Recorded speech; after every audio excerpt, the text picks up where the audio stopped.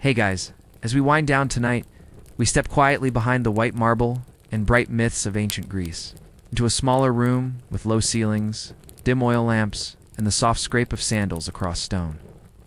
You're not a hero, not a philosopher, not even a citizen, you are a servant. And you have been awake since before the rooster finished its first sentence. There are figs to slice, sandals to polish, ashes to sweep, and a child somewhere already crying because his cloak isn't blue enough. You blink once, it's already noon. You blink again, it's night. And no one saw you in between. Tonight, we explore what it was really like to live as a servant in ancient Greece. A world of invisible labor, quiet pride, and 100 tasks that never got written down. Except, maybe, in the margins.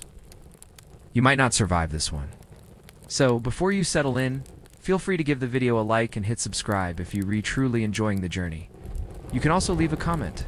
Let me know where you're listening from, and what time it is there. It's always a small wonder to see people tuning in from so many corners of the world. Now, dim the lights. Maybe turn on a fan for that gentle hum in the background, and together, let's ease into tonight's story. Ancient Greece, land of democracy, drama, and deeply inconvenient sandals. But behind the temples and togas was a world most histories skip. The world of the household servant. You might imagine philosophers debating under olive trees or warriors sculpted into marble. To you, you're folding their linens, or what passes for linens. More like heavy cloths that smell vaguely of old olives and regret. You press them flat, not with pride, but with the tired consistency of someone who hasn't sat down since sunrise. Servitude in ancient Greece wasn't always chains and cruelty. Often, it was just quietly exhausting. You wake up before your master and fall asleep long after their guests have finished loudly discussing the virtues of cheese. You learn the rhythm of footsteps, the mood of an oiled bronze mirror, the way a wine jug tilts just before it spills. You're not celebrated. You're not remembered. But you know everything. Tonight we'll follow your steps. From the first cold splash of morning water to the last soft ash of a kitchen fire, welcome to your shift. You don't wake to birdsong. You wake to footsteps, distant, deliberate, and belonging to someone whose sandals cost more than your annual food. There's no pillow, just a folded cloth, thin enough to qualify as a suggestion, stuffed with wool that's been tired for decades. You slept on the floor again. You always do. Your mat is tucked in a corner beside the kitchen, close to the amphorae, where the air always smells slightly of yesterday's onions and someone else's breath. The cold clings to your legs. The stone floor has its own temperature scaled on, of it warm. You pull yourself up, bones complaining softly but not loud enough to be noticed. Being noticed this early would be a disaster. There's no leisurely stretch, no yawn into the sunrise. The moment your eyes open, your mind starts listing duties like an anxious chorus. The master's sandals need dusting. The brazier in the courtyard needs relighting. The youngest son refuses to eat unless his bread is cut diagonally, and if it isn't, he'll scream like the oracle just cursed his yogurt. You start with water. Always water. You carry a clay jug that's chipped near the handleer. Thumb fits into the crack now, as if your hand has resigned itself to this tool. The well is not far, but your feet are bare, and the path is gravel. Each step is a small argument between your souls and the morning. You were told once that being a servant in an Athenian home was better than being a farmhand. At least you're indoors, they said. But indoors is a relative concept when the windows are holes and the doors are decorative. You shiver in the hallway while lighting the oil lamps, each wick spitting a tiny protest, each flame flickering like it wants to go back to sleep too. Maybe you'll get breakfast. Maybe you won't. Depends on whether someone forgot to yell at you last night.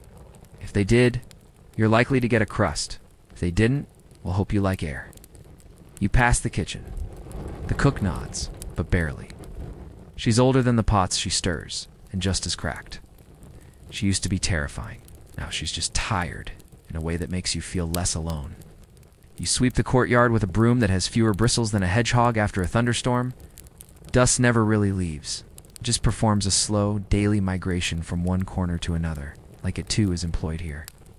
And then comes the washing. You crouch beside a bronze basin, pour water that's already gone cold, and scrub.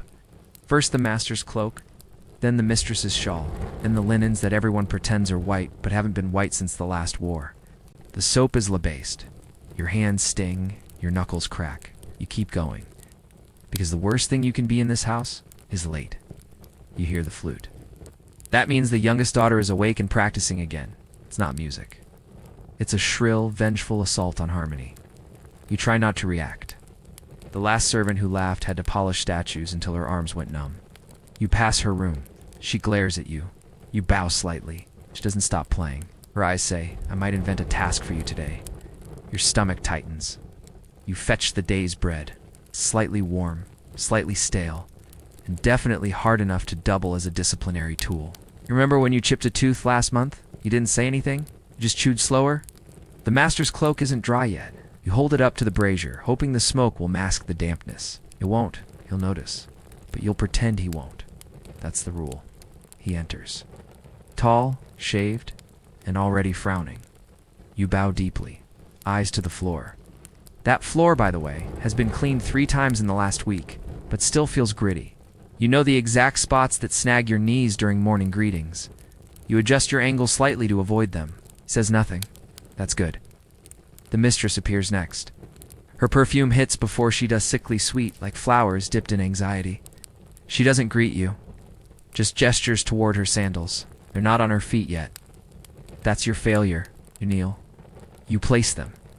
She steps in, one foot slightly crooked. You pretend not to see it. Correcting posture is above your pay grade, which is, incidentally, non-existent. By now, your back aches. Your arms feel like vines long, strained and underappreciated. You haven't eaten, you haven't sat, you haven't spoken, except for yes, mistress, and of course master. You might, if lucky, get a fig from the kitchen. If the cook is feeling generous, if the rats haven't claimed it first. You move through the house like a shadow with tasks. You arrange scrolls, you dust statues, you adjust cushions that no one will sit on, and stir oil lamps that burn too fast. You wipe away fingerprints from bronze that never shines, and fold cloth that wrinkles the moment someone breathes near it. Sometimes you wonder what it would be like to own the house. Then you remember owners have to argue with guests. You just carry the trays, you wince less, at least out loud. There's no clock here. Time moves by chore. When the courtyard sundial shows a sliver past morning, you are allowed to step outside briefly. Not for rest, to carry waste. The privy smells like a goat's confession. You breathe through your mouth. Not better, just different. You return. The flute is still playing, the bread is gone. The master is still frowning, and the day has barely begun. And still it could be worse. You could be in Sparta. The list is never written down. That would imply respect, or organization, or the intention for someone else to follow it. Your chore list lives in the air, whispered through offhand remarks and stern looks. It's multiplying quietly like mold behind a kitchen amphora. You finish one task? Can 2 more appear? Sweep the entrance? Suddenly, someone's knocked over a basket of lentils near the storeroom. Fold the linens? The mistress has changed her mind about which ones are acceptable for guests. Again, for the 4th time today, the day which you thought might involve a small break, now demands that you scrub the base of a column because it looks tired. Not dirty, tired. You're not sure how stone gets tired, but you definitely relate. You're sent to the market, not to buy, of course. You don't get the purse. You just carry the list, recite it to the merchant, then lug the results like a 2-legged mule. Figs, oil, salted fish, and a small jar of something you're told is medicinal, but smells like fermented betrayal. The walk back is hot. The jar leaks. The fish has opinions. On your return, the master's cousin arrives. This is a bad omen. He is wealthy, perfumed, and believes in yelling your name, even when you're right beside him. He brings guests, and guests mean work. You fetch more wine, you fetch olives, you fetch cushions for the guests, and disappear the moment they no longer need you. You think you've escaped? But know someone has spilled something on the mosaic in the dining room. No one admits it, which means naturally you did it. You scrub. You're on your knees again, a position that feels less like an accident now and more like a career path. The mosaic is of Athena, glaring with judgment.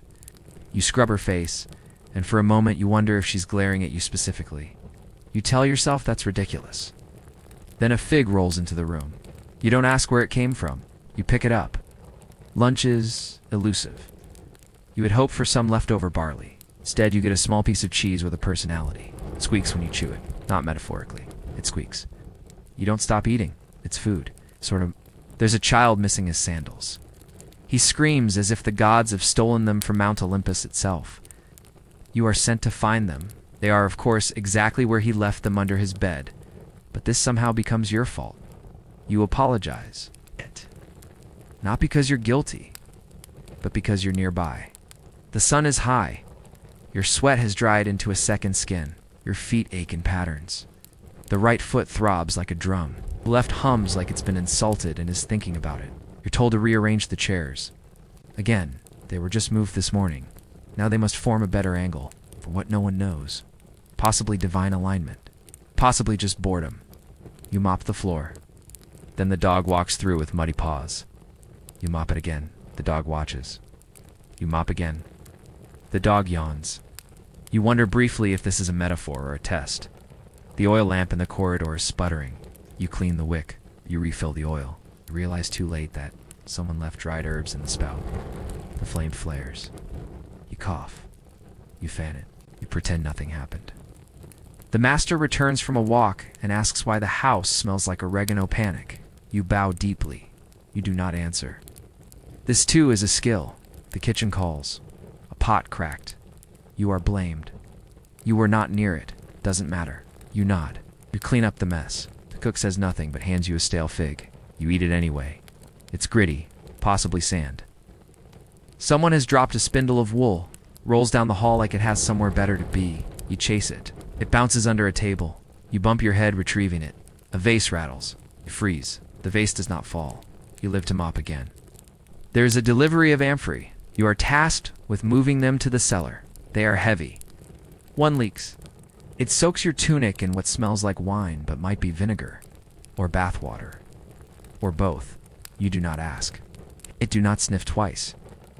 As you walk back upstairs, the sandals you mended this morning are now considered unacceptable. Too tight, too loose. To something, you are handed them without words. The strap breaks in your hand. You wonder if it was broken all along. You wonder if your hand broke it. Either way, you fix it again. You mop the floor once more. Why is there always more floor? You pass the atrium. The mosaic is dry. Athena still looks annoyed. You are asked to fetch the master's scrolls. They are in the study. You are not usually allowed in the study. It smells of parchment, ink, and the kind of silence that judges. You touch nothing but the scrolls. They are heavier than they look. So is everything today. Back in the main room, you trip over a lyre someone left on the floor. The strings scream. So do you. Internally, you bow. Apologize. The lyre is not broken. You're not broken. Yet by dusk, the list has grown. Somehow, more wine to fetch, towels to fold, water to carry, embers to tend, and always something to sweep. You don't sit. You don't speak. You barely breathe too loud. But the house hums with the results of your hands. And still, when guests leave and praise the mistress for a lovely evening, she smiles and nods, and says nothing about you. The guests arrive in clusters like over-perfumed birds drawn to olives and compliments. Their sandals clap on the marble as they enter. Ever removing them? Of course, because cleaning is your domain, not theirs. You greet them with a bowed head and carefully averted eyes, because in this house, eye contact is a privilege, not a reflex. The air thickens. Not with incense, but with anticipation, the kind that comes before a feast. A debate, or a truly ridiculous political story that everyone will pretend not to laugh at. You are not here to join the conversation. You are here to carry wine. A servant's role during a gathering is simple. Be everywhere and nowhere at once. You move between rooms like a soft draft, smoothing cushions, topping goblets, straightening fruit that was placed purely for appearance. The master gestures vaguely toward the andron the men's, gathering space, and you begin the quiet ballet of service. Walking without sound, it's pouring without spilling, listening without hearing.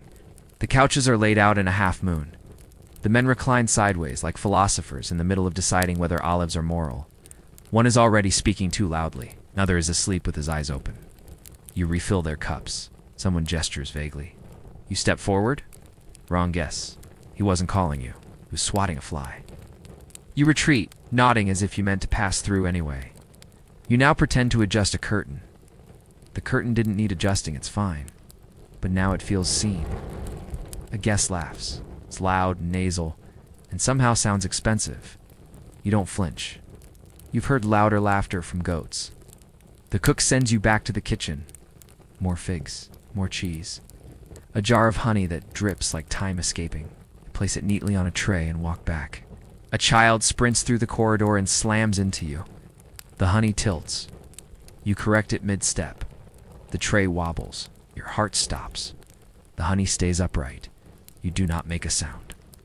Back in the room, the conversation has shifted. Politics now. The master has opinions. You pour carefully while they debate the merits of democracy over desert.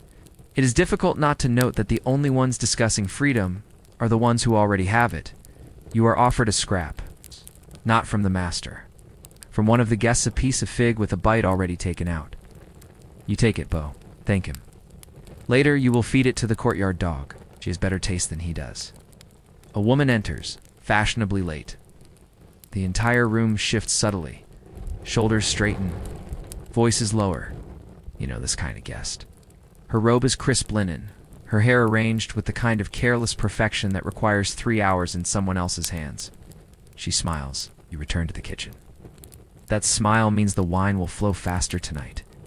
You clean the cups in between refills, rinse, wipe, stack, repeat. One breaks. Not by your hand, but you're holding it when it cracks. The rim splits like an argument no one wants to admit happened. You hide the pieces, carefully, in the garden urn, beneath the rosemary. Tomorrow, you'll bury it deeper. In the dining room, someone mentions Euripides. A man with too much oil in his beard quotes something half-remembered. You've heard the real line before. You want to correct him? You don't? Instead, you refill his cup. The gossip begins. Politics turn to scandal. Someone references a trial. Someone else giggles. You stay still, holding a tray of dates, your arms aching like amphora handles worn thin. They speak as if you are not there. You are not there. They speak of another servant. One from a neighboring house. Ran off, someone says. With a merchant, says another. Well, says a third. With a fishmonger. They all laugh. You remember that girl? She brought you bread once during the festival of Thergelia. Quiet, warm bread before the procession, when the streets were too loud for comfort. You hadn't seen her since. You place the tray down.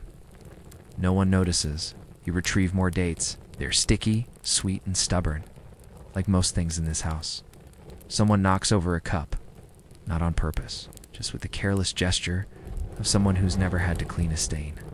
The wine splashes down the couch, onto the floor, onto you. Silence. Just for a breath, you bow, mop it quickly. The cloth smells faintly of old vinegar. The master waves a hand. You are dismissed, but not allowed to leave. You must hover just far enough to be useful, but never near enough to be remembered. It's a talent, really. To be present without being present, to serve food that vanishes from your hands without acknowledgement, to clean after voices that mistake you for furniture, and to know, intimately, every conversation in the room while pretending you heard none of it. Later, someone stumbles into the hallway, looking for the latrine. You guide him there silently. He thanks you as if you've performed a miracle. You smile faintly, then return to sweep up olive pits and philosophical ash. The gathering ends late. As the last guest departs, you stand behind the column, waiting for the mistress's final instructions. There's a goblet left behind, sandal under a bench, a smear of honey on the threshold. You will handle them all. When the lamps are dimmed and the courtyard falls quiet, you finally exhale. You are not done, but the house is asleep. You fold the used linens. The voices still echo in your head, half laughs, half lies, and a quote from Euripides said incorrectly. You whisper the correct version to yourself. You know the words? You were there. You always are. The house sighs. Not literally, but it feels like it. Doors settle into silence. Lamps flicker their last flame and smoke a little, as if protesting their own extinguishment. It's somewhere, a dog sneezes. The stone floor creaks under someone's final trip to the latrine, And you are not done yet. There is bread to bake, not the good kind. Not the kind braided with honey and scattered with sesame seeds meant for celebrations and honored guests. No, this is the house loaf tart. Dense, baked like an afterthought, and cooled on a shelf no one remembers until morning. A loaf built more for obedience than consumption. You mix the dough in silence. Flour's coarse, the water indifferent, the oil suspiciously cloudy. You stir it with a wooden spoon that's cracked halfway down the handle, repaired 3 times with twine, and once with a sliver of regret. Your fingers are sticky. The dough does not cooperate. It has no interest in becoming bread. It clings to your hands like it has abandonment issues. You fold. You curse, softly, in the direction of the flour sack. The oven glows faintly, still warm from earlier. You slide the dough in. It will take its time. Bread always does. It refuses to be rushed, even when you are. Now, at last you can rest. Your bed is not a bed, it is a mat. A modest layer of old cloth on top of a wooden board that tilts slightly to the left, as if protesting your body's weight after a long day of pretending not to exist. It's near the kitchen, tucked behind the water jars, next to a broom that smells of vinegar and regret. The air is cooler here, not refreshing, just less occupied. The stone wall behind your head leaches heat like a gossip steals privacy. You wrap yourself in your spare tunic, which smells faintly of oil, smoke, and this morning's onions. You sigh, not because you're relaxed. Just because it's your turn too, there is no privacy. The other house servants breathe in slow rhythm nearby. One of them snores, like a tired goose. Another mumbles in her sleep. She does this every night. You once thought she was dreaming of escape. Now you suspect she's just reciting the day's chore list from memory. You shift. The mat crunches. The broom shifts. You think for a moment that you're comfortable. You're not. But you're too tired to care. The bread in the oven begins to scent the air. It's not the sweet scent of bakery bread. It's one smells. It's functional, like it's trying its best. You breathe it in anyway. It's warm. It's honest. It smells, at the very least, like food. You hear footsteps above. The master is pacing. Again, he does this when he's troubled, or when he's planning something. Or possibly when he simply forgets how to sit down like a normal human being. You do not wonder what he's thinking. You only wonder if he'll summon someone at this hour. And if he does, will it be you? You close your eyes. Sleep comes slowly, like an overcautious guest approaching your mat with suspicion. It lingers at the doorway of your mind, debating whether your day has earned it. You bargain with it. Just an hour, you whisper, maybe 2. The bread finishes baking. You riz again. Always again. You pull it from the oven. It's hard. The bottom is slightly burned. You shrugged. The mistress won't eat it. The children will. Or the servants. Or the dog. Or no one. It doesn't matter. You set it on the shelf. You tap your fingers on the crust. It sounds like a drum. You wonder, briefly, if bread has emotions. If it resents you for waking it up from floury sleep and shaping it into a chewable brick, you hope it does. You lie back down. Again. The house moans in its joints. Somewhere, someone shifts. Someone coughs.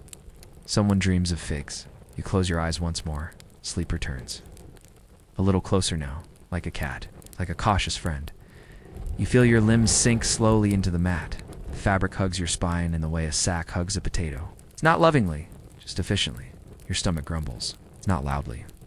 Just enough to remind you that the fig earlier was not dinner. Not even really a snack. You dream, not of olive groves, not of love, not of freedom. You dream of bread. Bread that is warm, soft, and slightly sweet. Bread that breaks easily in your hands, that doesn't hurt your teeth or require silent apologies to your molars. Bread that is handed to you, not ordered. Bread that is yours. Then a foot kicks you. By accident, probably. A nearby servant rolls over, chasing her own dream or a warmer patch of mat. You grunt. You shift. You think about getting up to move your mat. You don't. The broom is now leaning against your ribs. You don't move it. You sigh again. Bread. Maybe tomorrow you'll get a slice. Maybe not. But for now, the oven is cooling. The house is quiet.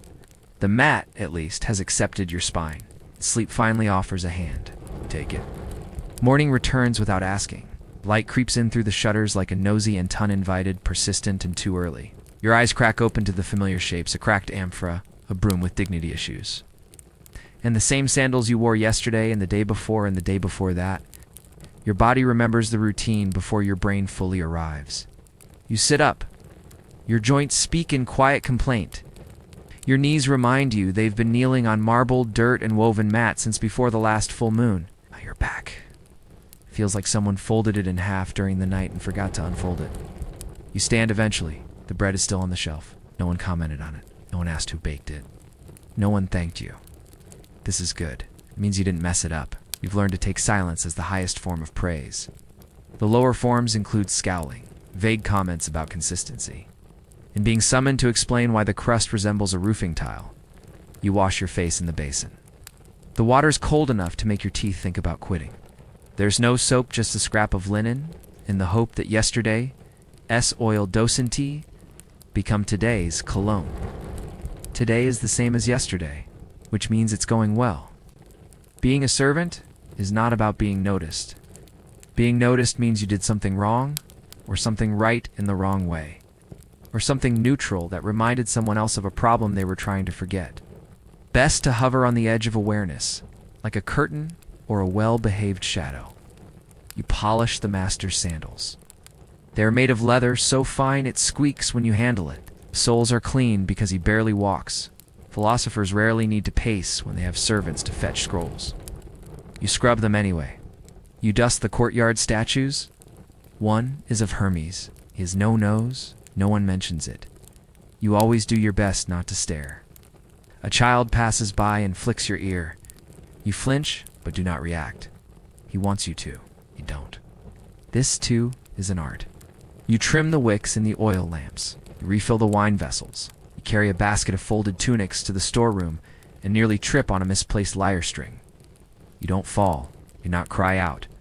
You catch yourself and keep moving. You're almost visible. That was close. In the kitchen, the cook grunts and hands you a handful of boiled chickpeas. It is not a gift. It is an edible shrug. You eat them in silence, facing the wall, as if doing so might reduce the calories someone can accuse you of consuming. You find the child's sandals under a stool. You return them to his room. He is angry they're the wrong ones. They're his.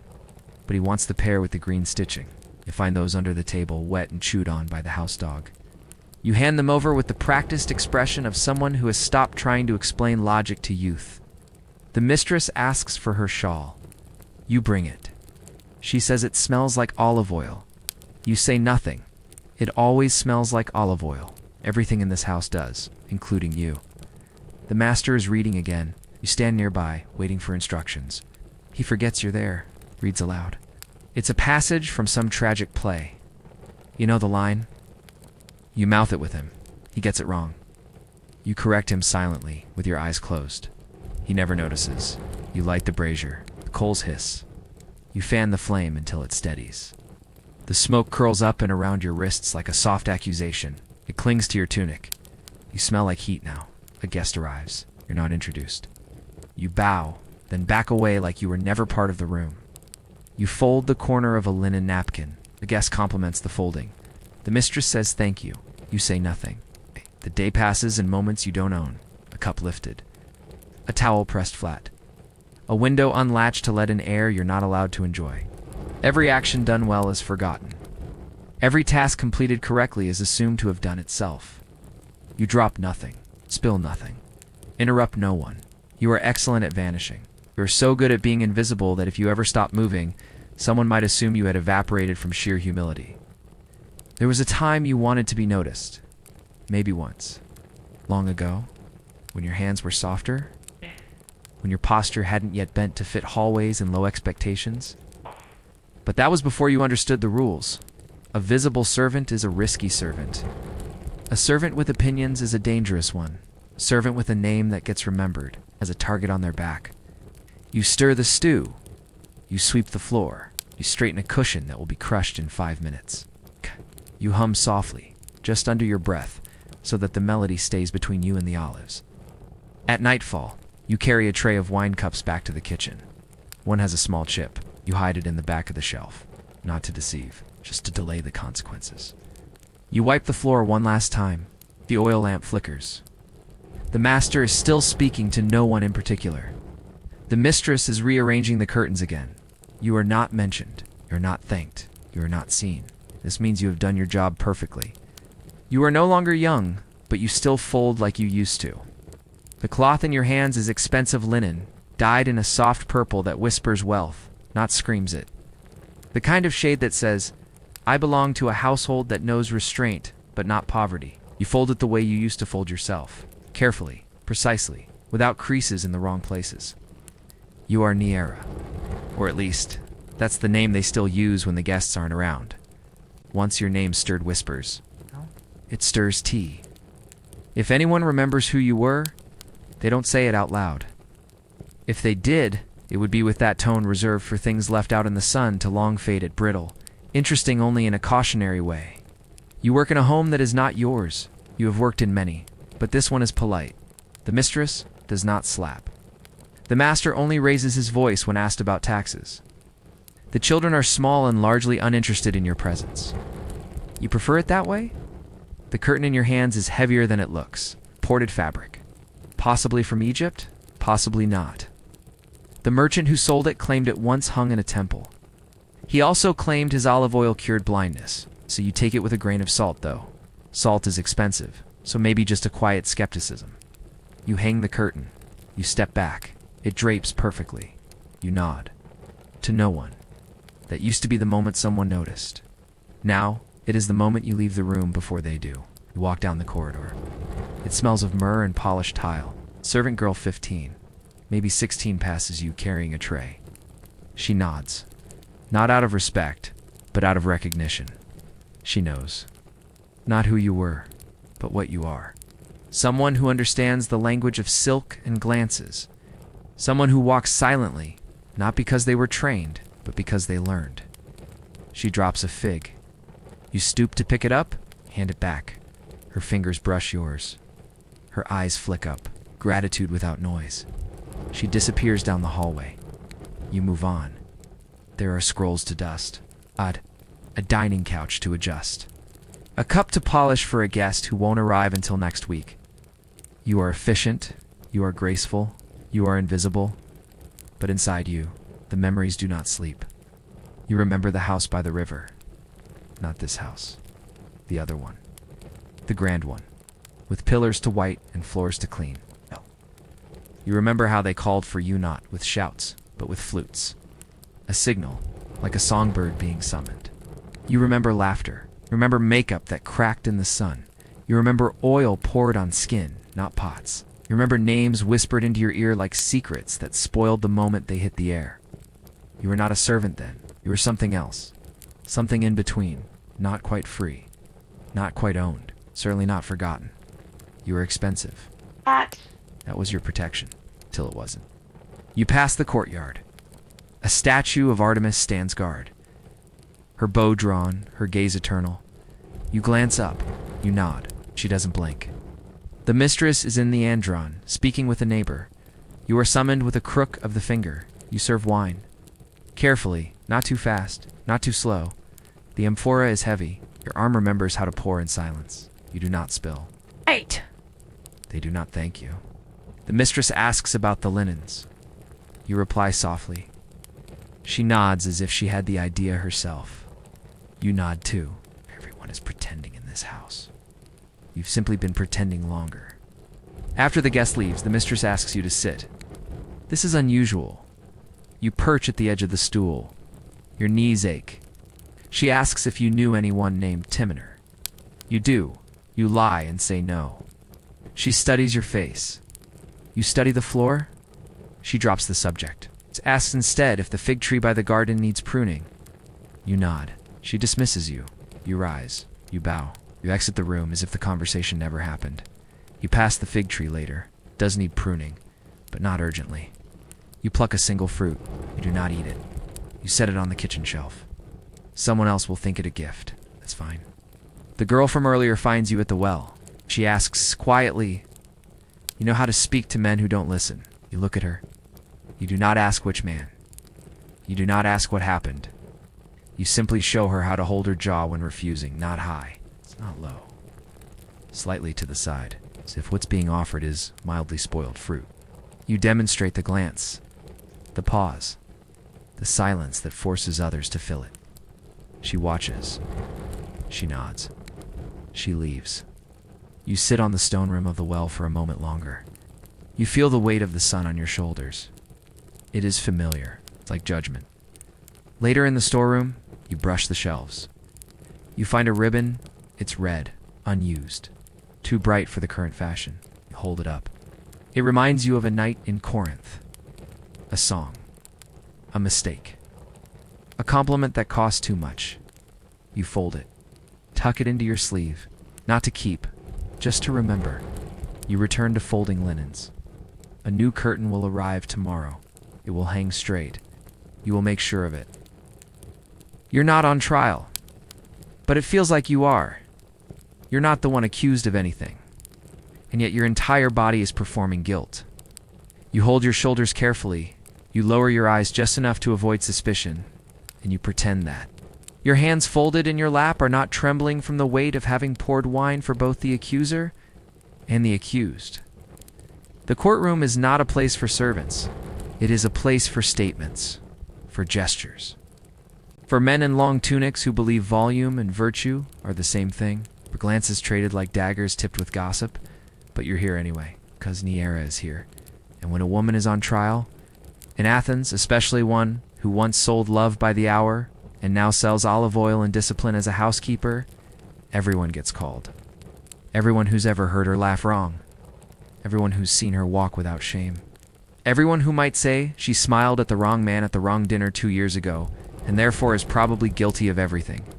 She is being tried not for theft, or violence, or even fraud. He is being tried for being inconvenient too powerful.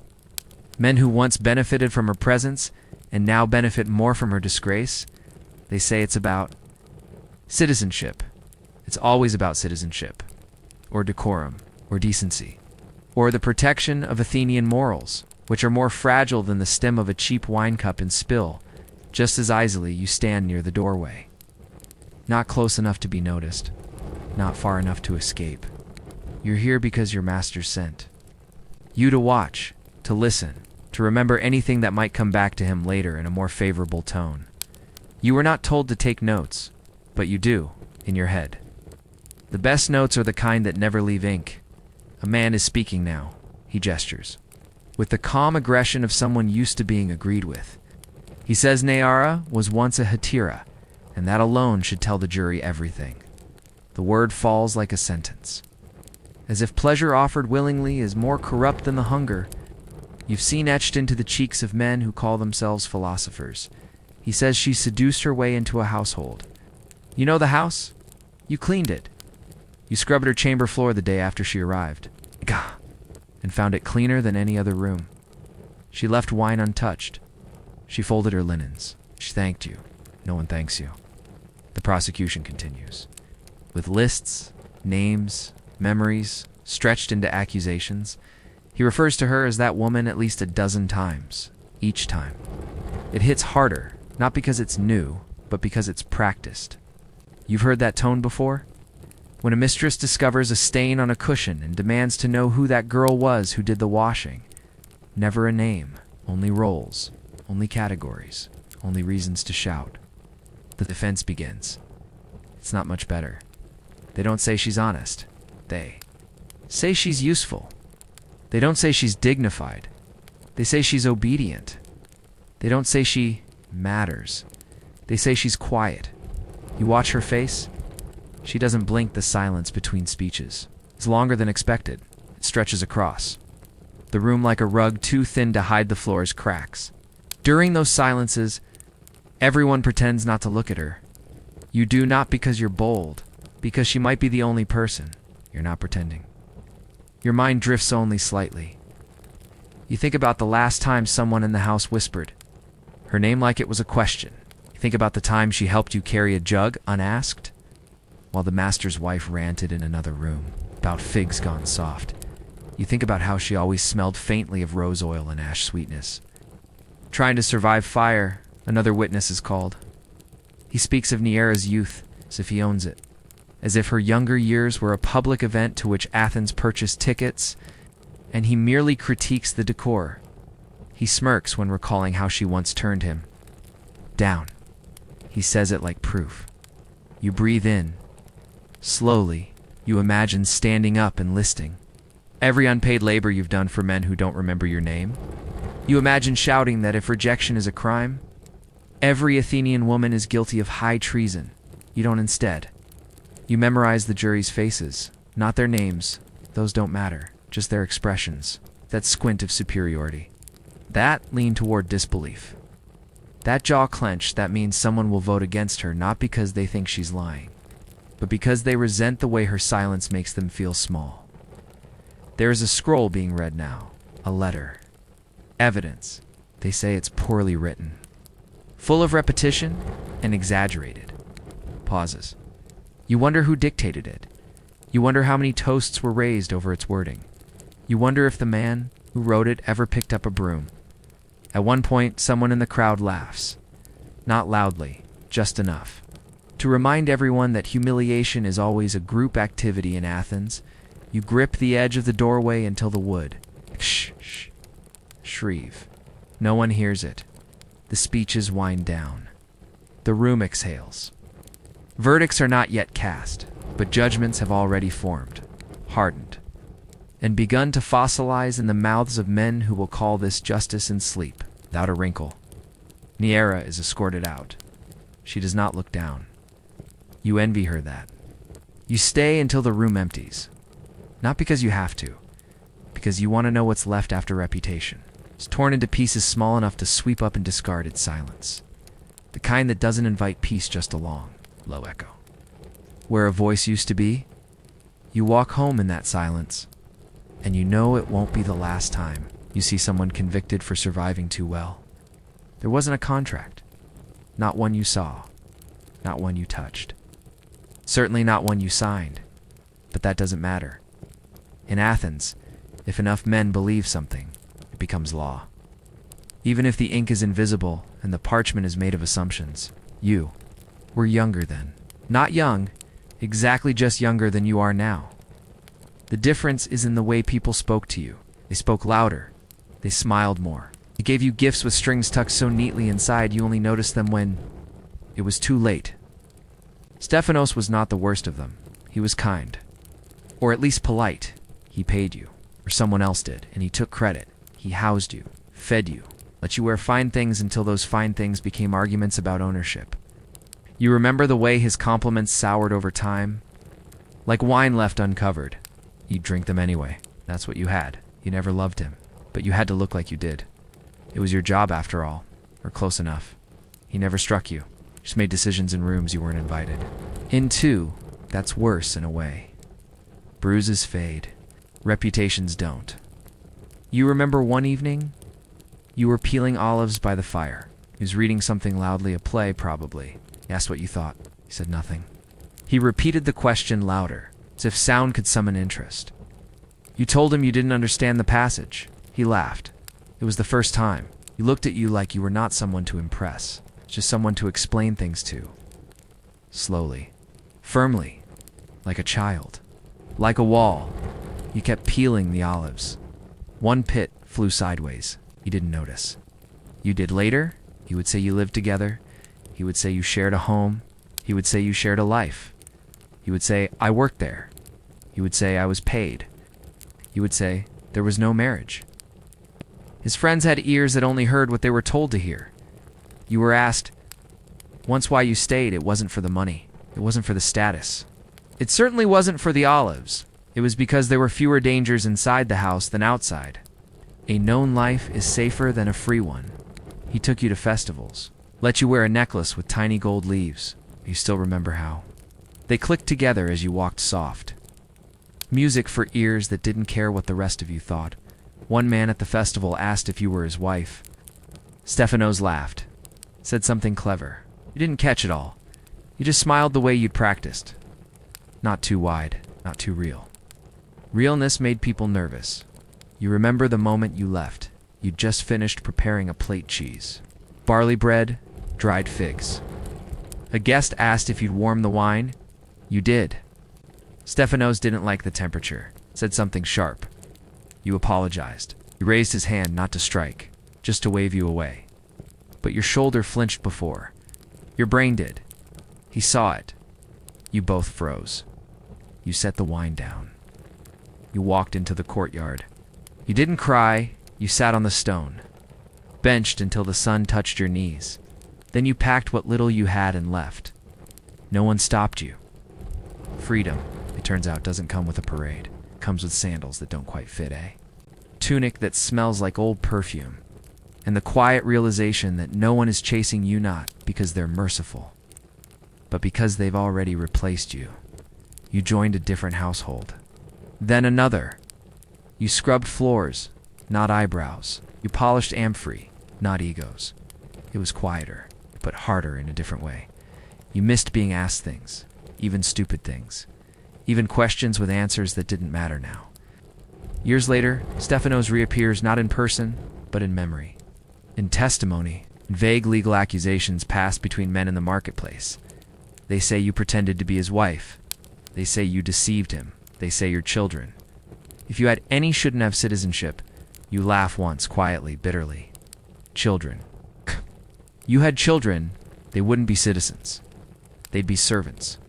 Like you, like always, a neighbor asks you about the case. Not directly, just an innocent question, just a curious glance. You say you've heard nothing, you return to folding linens. You find an old pin tucked in the seam of a shawl, a tiny bronze. One, a bee with its wings chipped. You don't know whose it was. Yeah, hold it for a moment. Then drop it into the bowl with the other laundry odd string. Coins, bent hairpins, mystery pebbles, you sweep the floor. You listen to the voices in. The atrium, they talk about you as if you are a concept, not a person, not a witness. A metaphor. A legal category. A complication, you are no longer Neaira. You are Exhibit A, and yet you still fold, you still sweep. You still know the way curtains drape best when pinned on the left. The irony, of course, is that no one ever asked you for a contract, because they never imagined you'd live long enough to need one. You used to walk through the agora with purpose. Head high, not too high. Eyes forward, not too bold. Sandals laced neatly, not to show off, but to show you understood the rules of the street. You were watched back then, followed by glances that hovered like flies over figs, some admiring, some hungry, some just curious to see if the rumors were true. Now, when they say your name in the agora, it's not with admiration, it's with familiarity. That's worse. You hear it from a fish seller. You remember Neaira? She's on trial again. He says it like one might mention a festival being postponed. Routine, predictable. Nothing surprising about a woman being judged for her history. Especially when she dared to have one. You're not even in the agora today.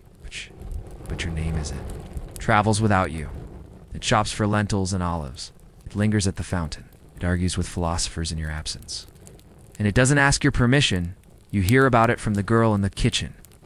Again, they said you tried to marry into citizenship, she whispers.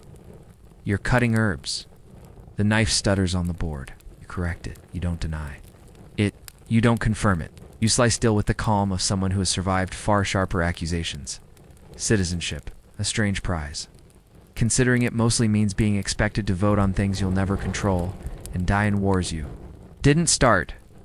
But yes, you remember the rumor. The accusation that you tried to pass as a citizen's wife, that you claimed household rights you never possessed, that you raised children, shared space, spoke in domestic tones, as if that meant anything more than survival. You had no ceremony, no dowry, no veil. You had an apron and a broom, and those don't show up in court records. You leave the kitchen, you walk to the edge of the property, sit by the fig tree. Again, the courtyard is quiet. The bees are louder than the people. You like that? You remember being 16, walking through this same market, not as Neaira, but as the girl before Neaira.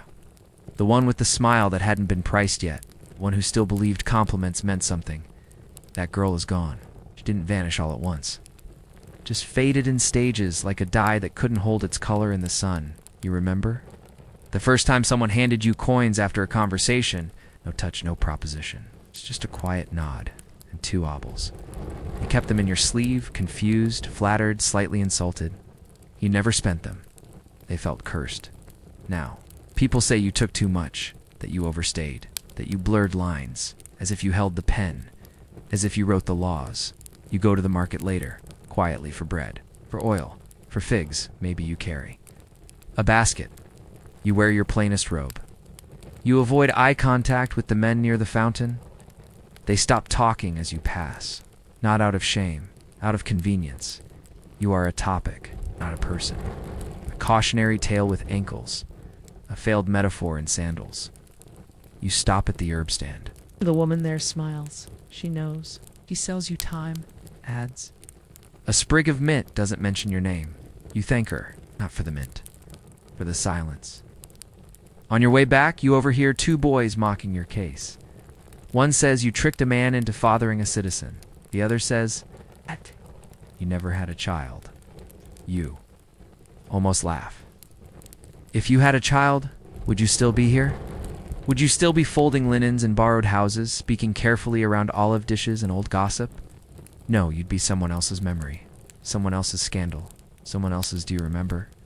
Back in the house, you lay the mint on the shelf. The girl sees it, smiles. She asks what it's for. You say it's freshening water. It's not. It's for remembering. Mint reminds you of a dinner once. Years ago, a man brought a dish flavored with it, not Stephanos. Another, you can't recall his name. Just the way he chewed like he was trying to convince the food to confess something. He called you clever. That was rare. That night. He asked, "For nothing?" You let him kiss your hand, and then he left you. Never saw him again. That's how most stories go. The master returns from the agora. His face is tight. His sandals are dusty. He nods at you, but does not speak. This is how you know the trial is moving forward. He's preparing himself for disappointment. You polish the wine jug. You adjust the lamps. You make sure the curtain hangs just right, not because anyone will notice, but because you need to. You need to have done something today that didn't require permission, even if it's just arranging shadows. The trial ends without ceremony. There is no final speech, no grand gesture, no crowd held breathless as the magistrate announces your fate. Just dust in the air, footsteps fading, and someone muttering about the heat. You are not there when the verdict is read. That privilege is for men, for citizens, for people whose words are considered building materials rather than decorative flourishes. But you hear about it anyway. Word travels fast when it concerns someone who used to be interesting. They let her stay, someone says. They couldn't prove anything. Another adds, they just got tired, says the fish seller. Between handfuls of anchovies, you don't celebrate, you fold a towel. The girl in the kitchen grins at you. She says something about justice. You say nothing? Because you know the difference between being proven innocent and being dismissed as too much trouble. You are not restored. You are simply still here. You sit by the courtyard at dusk, back to the wall, legs curled beneath you. Watching the sky go from honey to bruised eggplant, the lamps flicker on one by one, not for you, but for the guests, the ones who will never learn your name, but will ask for fresh water like they invented the need. You think about Stephanos. Again, you wonder if he heard, if he cared, if he sat by his own fire pit and said your name aloud or pretended you never existed. You wonder if he found another woman who was better at folding herself into a story. Maybe she's younger, or quieter, or better at swallowing silence. Maybe she left already. You push the thought aside, like crumbs on a floor no one else will sweep. The master asks for wine. Pour carefully. He doesn't mention the trial, not even a vague remark. He just asks for more dates. You bring them. He says nothing. This, too, is a verdict. The mistress is kinder this week. Not warm, just less cold. She thanks you for small things. She offers a pair of old sandals. They're cracked but wearable. You nod. You wear them. They pinch slightly. At the heel, you do not complain. At night, you lie awake beside the kitchen again. The air smells of smoke and yesterday's lentils.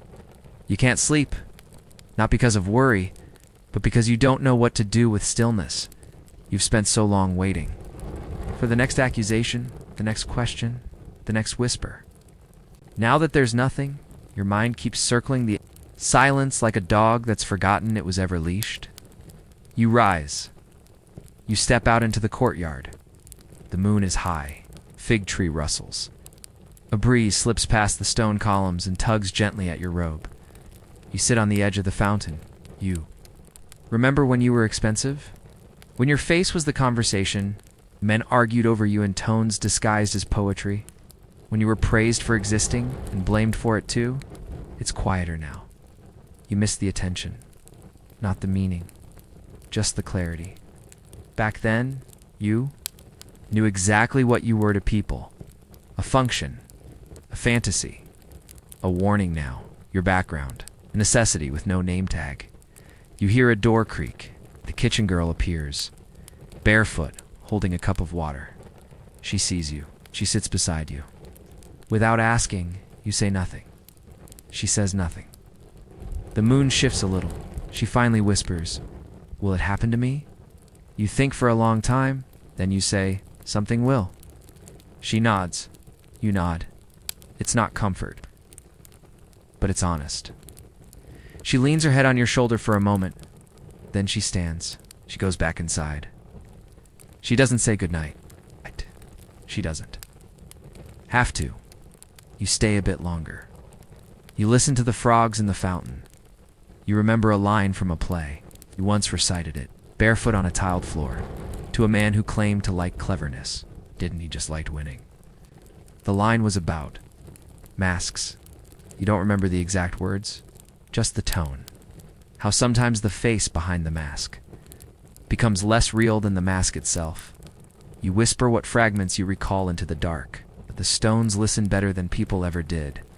Then you rise. You go back inside. You hang the robe.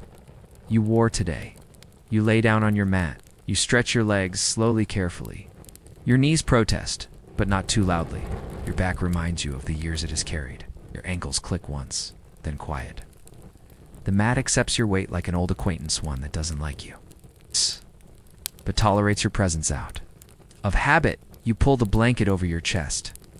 You lie there. You do not dream of trials or contracts or fig trees. You dream of curtains, new ones, thick, heavy, perfectly dyed. You're not hanging them. You're sitting beneath them, watching the light pass through the threads, and no one says your name because no one needs to. You weren't supposed to be remembered. Not you specifically, just people like you. Servants didn't leave statues. They didn't get their names etched in marble. They didn't make speeches at symposia or compose odes about the tragedy of laboring with chapped hands and a bad back. Your words were spoken in kitchens, in whispers behind amphorae, in footstep patterns across stone floors meant to vanish the moment the bread was baked or the floor was swept. But then, something went wrong. A ship sank, and it forgot to take its secrets all the way down. The wreck at Antikythera wasn't supposed to matter.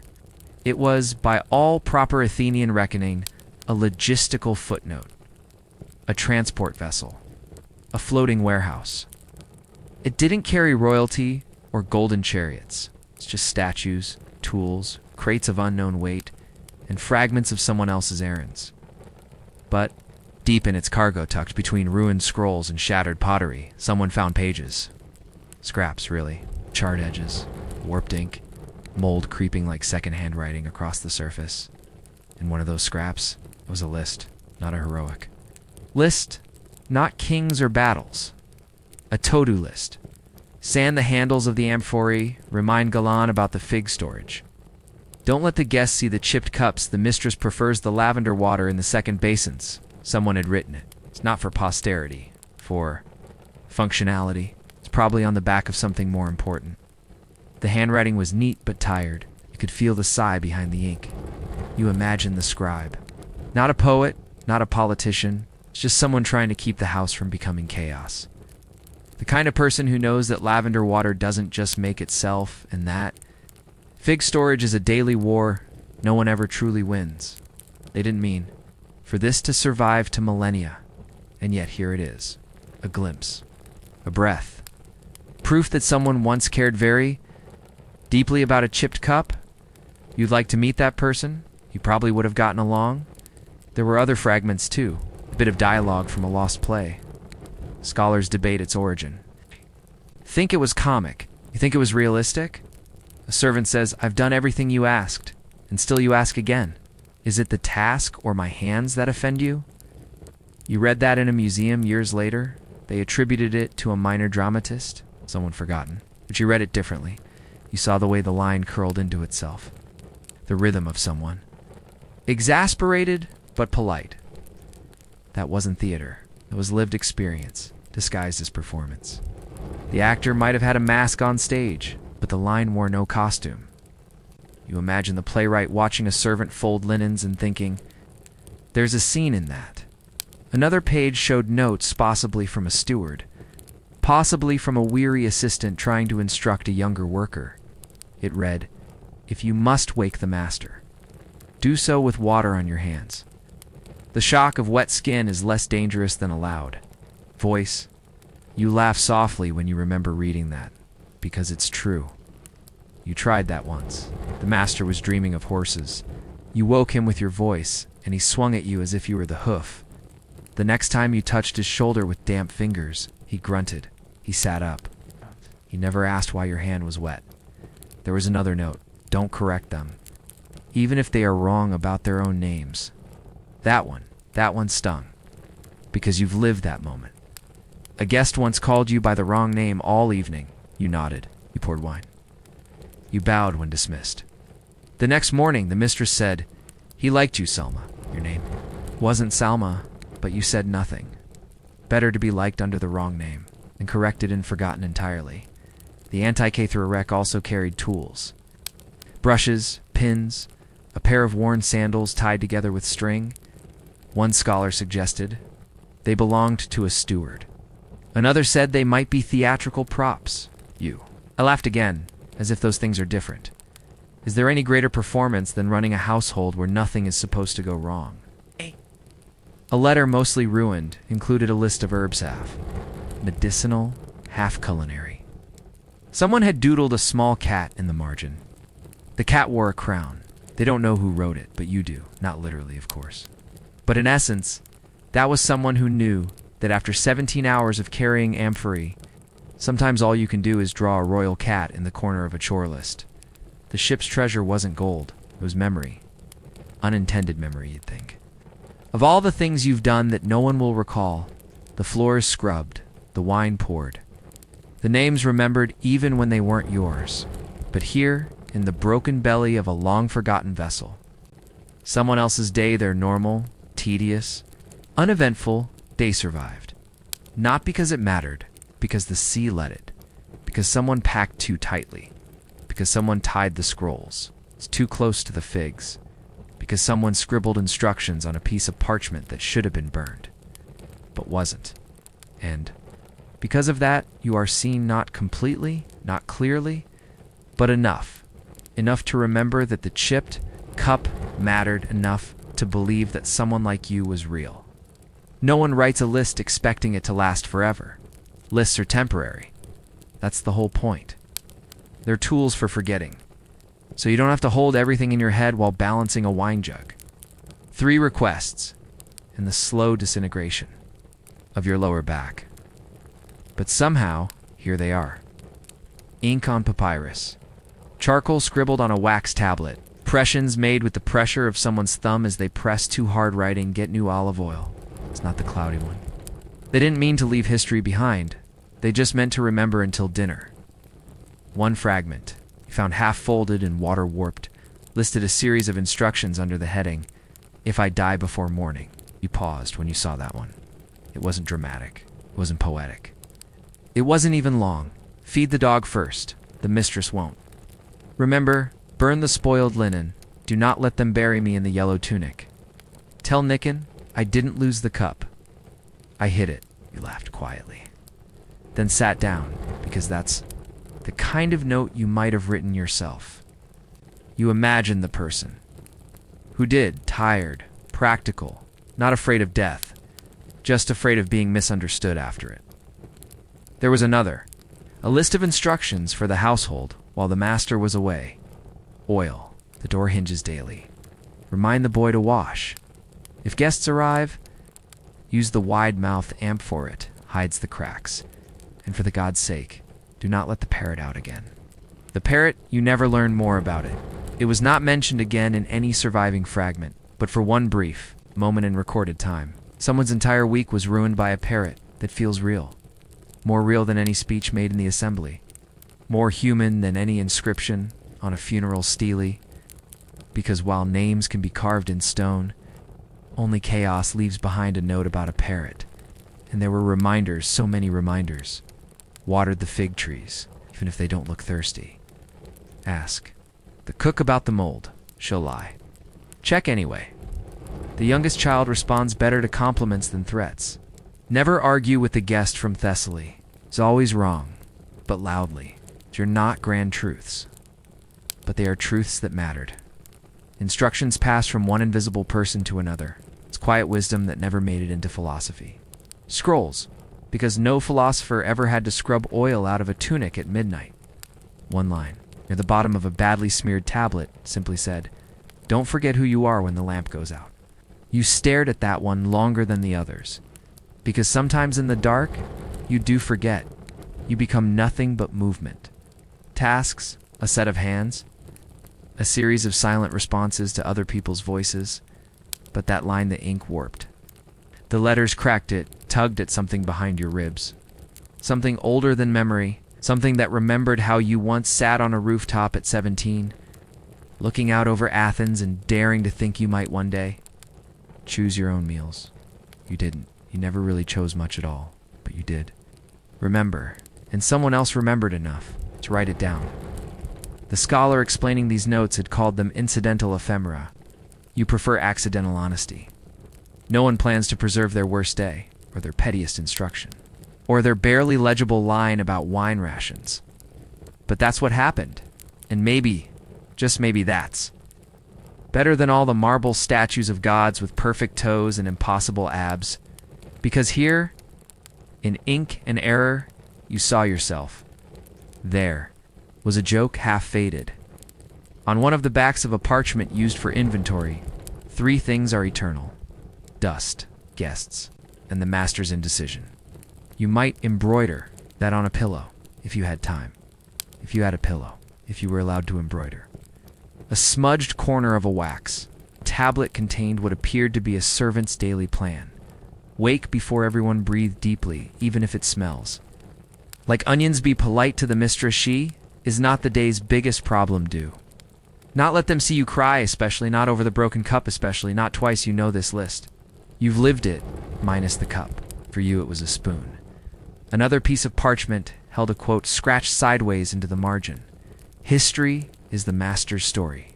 Memory is the servant's. You do not know who wrote that, but you'd like to meet them. Offer them a stool. A fig. A moment of shared understanding. Because they knew. And maybe that's what these notes are, not accidents, but echoes. People like you couldn't afford to write history. But sometimes, history forgot to erase you. Sometimes a drawer didn't. Get emptied before a voyage. Sometimes, storm tossed everything onto the sea floor. And sometimes, centuries later, a diver reached into the dark and pulled out a moldy scrap that said, "If you serve the wine to warm, tell them the sun liked it that way." And for just a moment, you are not forgotten. You are not background. You are the punchline. The planner. The person who hid the chipped cup. The one who knew how to wake the master without risking a bruise. The one who made lists not for posterity, but for peace. And now, accidentally, forever. There's a piece of parchment, small, stained, and torn. It carries no heading, no seal, no pretense of importance. Just 6 crooked lines of cramped, desperate handwriting. I told him I did clean the cups. The stain was already there. The figs. We're late. The mistress cried again. I forgot to eat. I think I am vanishing. You read it 3 times. Each time the words feel heavier. It's like wet cloth clinging to your ribs. You don't know who wrote it. No one does. Scholars argue. Ache something. It was part of a play. Others call it the scribbles of a bored slave. One said with absolute confidence that it was nonsense. You disagree? You know that voice? You've spoken with that voice alone in the storeroom? It's facing another ruined curtain, wondering if forgetting lunch is the same thing as giving up? That note wasn't performance. It was the sound a person makes when no one is listening. Ink as confession. A crumpled prayer to nobody in particular. And it survived. Of all the speeches lost, all the treaties, all the declarations scratched onto bronze and buried in dust, this is what the sea decided to keep. A servant's whisper. You don't think that's a coincidence? You imagine the writer sitting by a wall, maybe after being scolded, maybe not scolded, just looked at too long without kindness, holding the reed pen like it might stab back, writing something they never intended to read again. It was meant to disappear, but it didn't. And in that ink, smudged where a damp finger might have lingered too long, you see proof that someone lived the same rhythm you do. Clean. Forget. Repeat. 1. Scholars scoffed at the idea that servants wrote anything meaningful. Literacy wasn't for people like that, he said, gesturing at the list of items with all the enthusiasm of someone misplacing a soul. You wanted to ask him then who wrote these? Who worried about lavender bowls? Who corrected recipes in the margin? Who drew tiny cats in the corner of temple accounts? These weren't the work of nobles. No citizen would waste expensive parchment to remind himself not to trust the butcher. Again, that's a servant's note. That's a domestic battle in 6 words. He lies about the weight. Always. Even the handwriting betrays its owner. Crooked, pressed. Fast, not the flow of someone writing for display. Just survival scrawled in workas. Another recovered fragment lists rules, but not for a household. For yourself, when angry, do not. Speak when tired, do not sit too long. When mocked, laugh before they do. When blamed, nod and breathe. You want to stitch those rules into the hem of your tunic. You want to hand them to the younger girls, before they learn them the hard way. Because this was never written in ink. It was written in bruises and whispered, warnings and late-night sobs. Beside the water jars, and someone turned it into a sentence. They couldn't stop it from happening, but they wrote it down. Another scrappa, true fragment. No more than 5 words simply says, I am still here today. That one wrecks you. Because it's not dramatic. It's not trying to be poetry. It's not even certain. It doesn't say I will be here tomorrow. It just acknowledges the miracle of this one day. You know that miracle. You felt it when your knees didn't ache too much, and the mistress passed by without comment. When the soup boiled before the guests arrived, and the dog didn't bark at the wrong person, you were here today, that was enough sometimes. You wonder if your own name will outlive your tasks. You've scrubbed stone steps until your fingers split, only for someone else to walk across them in silence. You've stitched hems, lit lamps, boiled bitter herbs, caught tears that weren't yours. You've performed the theater of obedience with more grace than the masked actors downtown, and yet, in the records, you're a line item. Female, foreign, servant, present. But this ship, this accidental archive, it says something else. It says you had thoughts. You had jokes. You had spoons out of spite. You were good at remembering birthdays, even when no one remembered yours. You got angry at wine stains that weren't your fault. You fell in love with a woman who braided your hair once. Just once, left without goodbye. You were terrified of being dismissed. You sang off-key. You stole. Olives. You forgot your own birthday. You helped a child fall asleep by lying about stars. You saw a parrot, escape and didn't say anything. And someone like you wrote it down, not to be remembered, just not to be erased. That is all you ever wanted, really, to exist, even briefly, in someone else's ink. It always starts with a drawer. Someone rushed, tired, distracted, packs in a hurry. They fold the tunics, wrap the oil flasks, count the silver coins with a frown. They shove a stack of scrolls into a leather case, tie it shut with a cord that used to belong to someone's sandal. Forget one drawer, one little drawer, the one next to the kitchen hearth, perhaps, or in the back corner of a storeroom. The drawer where servants keep the things they're not supposed to have: notes, tokens, pins, half-broken measuring spoons, letters never sent, and recipes never finished. That drawer doesn't get opened. Not by the master, not by the steward. They pack the rest, shout for the loading slaves, and leave the house behind.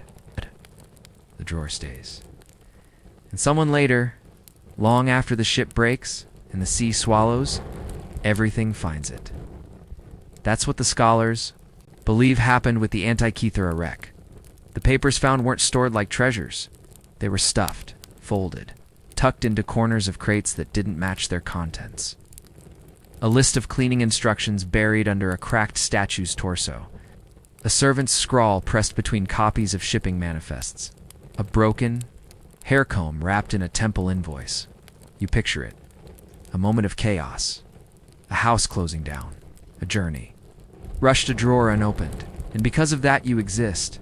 There was a recipe among the fragments. Not complete, half-burned, water-damaged. It listed chickpeas, onion, coriander, and something unreadable. Possibly vinegar. Possibly hope. You've made that dish, or something close to it. Boiled too long, served too cold, eaten out of. A cracked bowl while crouching behind a pillar. Next to the recipe was a note. This is the one he liked. Don't tell him you changed it. You've done that too. Modified an order. Watered the wine, swapped out moldy figs, adjusted the salt. Smiled when they complimented it. Knowing full well you saved them from their own instructions. That note didn't survive, because it was important. It survived because someone didn't clean out a drawer. Another piece. A list of items not to forget before leaving. Most were. Practical. Fold the linens, close the shutters, take the scrolls in then. Last line, say goodbye to the dog. It hit you harder than you expected because it wasn't practical. It wasn't necessary. But someone thought of it. You wonder if they did, if they knelt down, scratched behind a shaggy ear, whispered something soft. You hope so? Because you remember. Leaving places, quickly, quietly, not always by choice. And the dog always looked confused. There was also a short poem, written in the corner of a damaged ledger, its author unknown, its subject familiar. She moves like the broom, silent, swift, and never thanked. Her shadow knows more than the master ever will. You didn't expect to cry when you read it, but you did, because whoever wrote that saw you, or someone like you, enough to rhyme for her, enough to record a truth in verse that philosophy never managed to articulate without a toga and a raised platform. Another note, a brief line, maybe part of a letter. If they forget me, let the cups remember. You feel that in your bones, because you've held those cups, polished them, lined them up just so, and you've poured wine into them while pretending not to listen. You've scrubbed away stains that weren't yours, and if anyone remembers you, it might be the cup. The way it warmed in your hands before a guest arrived. The way you steadied it during a bad day. The way you whispered names you weren't allowed to say while arranging the table. No one else was listening, but maybe the cup was. The thing is, these were not records of glory. They weren't meant to be passed down. They were scraps, thrown aside, lost, forgotten, until a drawer stayed shut. A box stayed closed. A storm shifted the crates. A piece of someone's unremarkable life got pinned to history by accident. That's all you ever needed. Not a statue, not a monument. Just a drawer that didn't open, and someone. Someday brushing dust off your words and whispering, "Who wrote this?" You did? Or someone who wore the same apron? Who knew the weight of a broom? Who cried over soup? Who dared to joke about the master's indecision and still made the stew correctly? You weren't supposed to be, remembered, but the drawer didn't. Empty, and now, centuries later, You were sitting quietly in the mind of a scholar who doesn't know your name but can't stop thinking about the note that said, "If they ask." The dog ate it. He didn't, but he would. You're not in the scroll, not as a name, not as a title, not even as a silhouette passed vaguely in the background. Tss. But there's a marca smudge in the margin, darker than the rest of the text, like a thumbprint left by someone mid-thought, or mid-panic, or mid-aleph. And that mark, that might be the closest thing you ever get to legacy. The scholar barely glances at it. He's more interested in the word lamp nearby. 2 lamps, 1 broken. 3 jars of preserved olives. A utilitarian record, he says, like he's announcing the weather. But you've handled those lamps. You've cleaned those jars. You've cursed olives that burst their skins like traitors and leak down into the grain stores, fermenting into a smell that could oust gods from Olympus. That mark in the margin could have been you, pressed in the middle of another frantic hour, holding a lamp that wouldn't light, balancing a request that contradicted the last 3 requests, and wondering whether forgetting to water the fig tree will finally get you exiled from someone. You're not in the scroll, but you're the reason it was ever written. You kept count. It spills. You relit the flame when it went out halfway through the inventory, but the parchment says, "At about you." It remembers the wine stain and the broken handle, but not. The hand that cleaned either another line on a different scrap, wine stain, deep, won't lift. That's it. No context, no apology. No footnote from the poor wretch, who likely knelt in a puddle of fermented regret, trying to scrub it out with. Vinegar, sand, the last shreds of their dignity. You know how that goes. You fought stains older than your employment and lost. The wine never apologizes. The guests never notice. The mistress does immediately, and somehow it's your fault that she served. Bacchus in a borrowed robe and now looks like she bathed in mulberries. The scrolls don't say any of that, but you lived it. And then there's the entry about a missing spoon. Not a golden one, not ceremonial. It's just the good spoon. The one they used when pretending to be civilized in front of important guests. The good spoon is missing. No one admits to taking it. If it's gone, blame the boy. You've been the boy, or the one standing next to him when the pointing began. You've spent an entire afternoon pretending you didn't hide a spoon behind the spice jars just to avoid cleaning it again. You knew full well it would be discovered. That wasn't the point. The point was defiance, a small, stainless rebellion.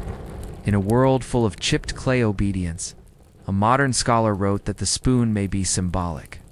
Yes, symbolic of the fact that nobody upstairs can function without their favorite piece of tableware. But the person who makes dinner appear every night doesn't even get a name. There's a torn corner of parchment curved, faded, nearly dust, on it. These are the things she did that no one saw. You read that line once, and something lodged behind your eyes. Not a tear, just pressure.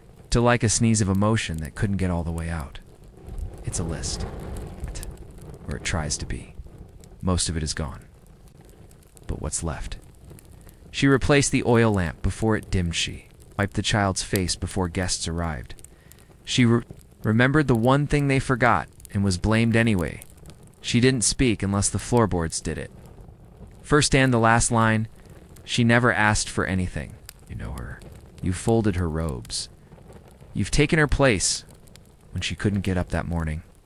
You've scrubbed the same stain from the same stair for the same thankless family she once obeyed. The parchment ends there. The tear cuts through the word again, and you know, deep in the crooked little cathedral of your ribs, that the word was probably again blamed, or again forgotten. Or again she smiled because it was easier than explaining despair. This note didn't survive because it was meant to. It survived because some drawer wasn't. Emptied before the ship set sail, someone packed scrolls, olive oil, statue fragments, probably 2 identical cloaks, both described as the nicer one, and forgot to check the back corner, so it slipped through, slipped past fire, past water, past rot, into a century where someone like you, someone with broom-calloused fingers and excellent memory for who likes their wine warm could be read, even if not remembered. Another scholar glossed over it, called it a marginal domestic record. I'd like to slap him with that spoon, but the spoon's still missing. And now, centuries later, there's a footnote, not even about you, about the broken lamp, the olive jars, the list of chores. But it's enough. A footnote is a kind of afterlife. Not the kind where you're rewarded, just the kind where you're acknowledged. Like someone seeing a ghost and nodding politely. You are that ghost. Someone's mistake, someone's margin, someone's last task before leaving the house for the final. Time, you're not the point, but you are the ink. And tonight, someone out there will. Write another list. They'll forget the bread. They'll forget the soap. They'll forget to mention the person who reminded them 10 times. But the list will be found, eventually, and maybe this time your name will smudge onto the corner. Not a full name. It's not the loud part. Just a curve of ink. Just enough to prove you were the one who remembered what everyone else forgot. You've been preparing for this symposium for 3 days. But it feels like 3 months compressed into one long, sour-smelling breath. There is no end to the preparations. There's just shifting tasks like a hydra made of chores. You chop onions until your eyes resemble those of a tragic widow, then get blamed for making the room too emotional. You refill oil lamps that have already been lit twice. You fold napkins that will be used once, dropped, and then blamed for being wrinkled. The house is humming. Not with excitement, no. That would imply joy. It hums like a beehive that's been lightly kicked. Every room is full of tension and time. Philosophers are arriving. Which means the most dangerous thing in Athens is entering your house. A man with opinions and access to wine. You start early, before the sun. You slice bread that could double as weaponry. You sniff amphorae for vinegar. Check the figs for rot, and wonder how something can look so full of life and yet smell like regret in fruit form. The master's wife is pacing. She's rehearsing her smile. The master is not pacing. He's reclining already, as if anticipation is a form of participation. His tunic is spotless. Your tunic is not. It hasn't been spotless in weeks. It might be legally declared a second skin. Someone asks you to fetch the softest cushions for the guests. You do? You are then asked why those cushions smell like sheep. You are tempted to explain the life cycle of wool. Instead, you apologize and go. Find cushions that merely smell like lesser animals. The first guest arrives. He's the type who always shows up early and always comments on how refreshing it is. To be punctual, you offer him wine, says something about moderation, and then drinks 2 cups in quick succession. You pour more. You never stop pouring. Another philosopher shows up. Doesn't give his name. Just starts speaking loudly about Plato's errors and how real wisdom comes from hunger. He hasn't missed a meal in years. He compliments the cushions. Says they're humble. You wonder if that's code for itchy. Then comes the third guest. Your personal nemesis. A man who believes servants are invisible until something goes wrong. At which point they become demons who appear solely to ruin his evening. You carry in the wine jug. You know better than to trip. You know better than to breathe too hard. And yet, as if the gods themselves have grown bored, your sandal catches on the corner of the woven mat. The wine arcs. It hits his robe. It is predictably white. There's a silence, not polite, not shocked, just the kind of silence that lands. Heavily in your stomach, like spoiled cheese, he stares. You bow, he says. Perhaps your training was incomplete. You say nothing. You are already dead inside. There's nothing more he can scorch. You leave the room, clutching the jug like it might explain itself. In the kitchen, the cook snorts. That's the 3rd one this month, she says, not looking. Up. You nod. You know, you've been all 3. Back in the Andron, the debate is warming up. You can hear it through the door. Someone mentions the soul. Someone else interrupts with a counter-argument that sounds suspiciously like a poem. Oh, you? Set out honeycakes. One is missing a corner. You rotate the tray. No one will notice. If they do, they'll assume it was a metaphor. The master laughs loudly at something. You do not investigate. It could be a joke. It could be a sneeze. It could be a declaration of war. You're not paid to decipher noises from reclining men. You refill the wine. Again. Always again. The jug is a cruel oracle. It promises rest, then drains it. You overhear part of the discussion. True courage is found not in battle, but in enduring discomfort with grace. This is said by a man lying on 6 embroidered pillows, sipping sweetened wine cooled in a clay jar you carried uphill from a spring at dawn. You refill his cup. Silently, he doesn't thank you. Of course he doesn't. You replace a cracked plate. You fix a curtain that won't drape. You realign a fruit display that leans suspiciously toward symbolism. By now, the room smells like debate, flatulence, and sandalwood.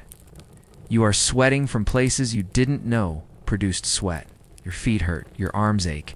You briefly consider abandoning the household entirely to live in the hills with goats. Goats, at least, have the decency to headbutt you honestly. Then, the master claps. It's time for music. You bring the lyre to the musician, who thanks you with a nod, your first acknowledgement all evening. You feel a fleeting warmth. Then you remember he's being paid with your share of the leftover bread. The symposium continues.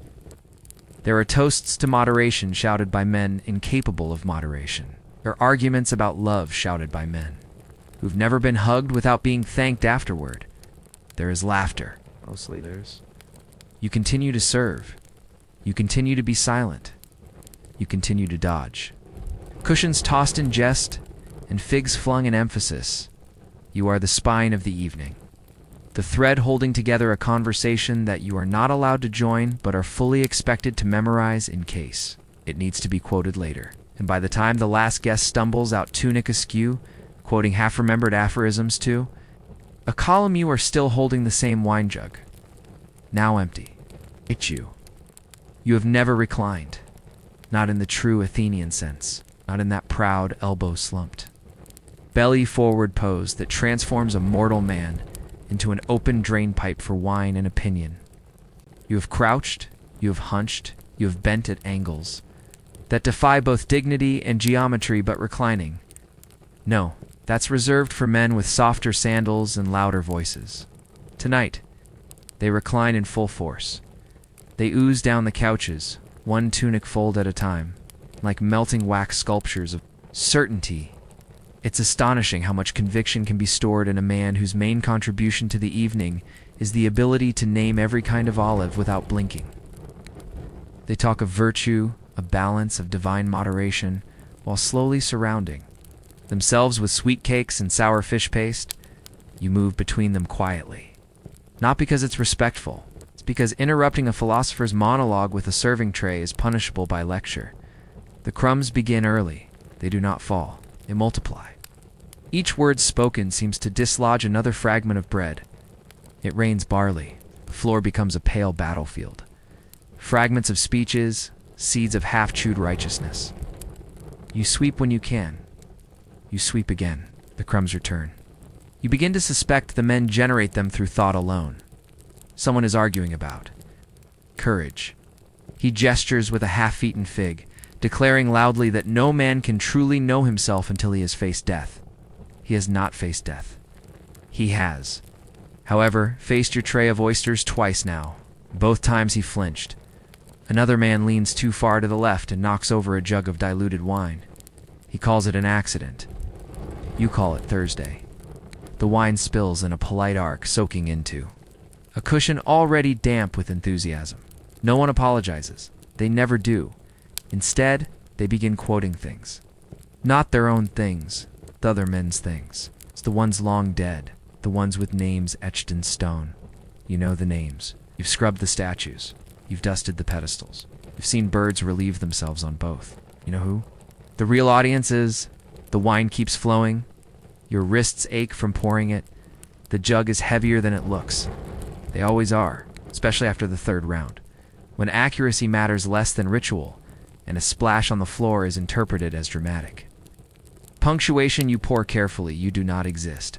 The conversation shifts to beauty. It always does. They speak of forms, of symmetry, of divine ratios, and the perfect curve of a lyre.